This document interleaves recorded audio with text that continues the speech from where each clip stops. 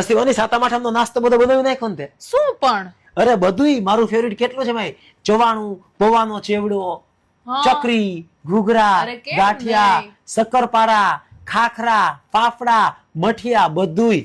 બધુંય તૈયાર જ છે. ઓ હે અલા મમ્મી તો કેટલું બધું બનાવતા હો સાતમ આઠમમાં. અમે નાના હતા ને ત્યારે મમ્મી તો તને ખબર હજી બનાવે, પણ હવે તો થાકી જતા હોય ને હા. તો તે આટલું બધું બનાવ્યું.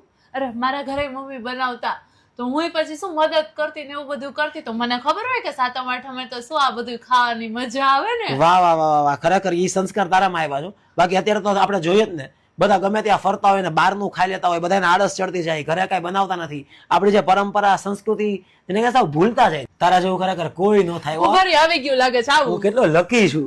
શું આવી ગયું? અરે આવ એક જ મિનિટ. Thank you. શું છે આ? અરે આ બધો નાસ્તો લ્યો, જે તમારે ખાવો તો એ બધોય મંગાવી લીધો ઓનલાઈન. ઓનલાઈન મંગાવી લીધો? હા, તો આટલો બધો હું બનાવું તો થાકી ન જાઉં.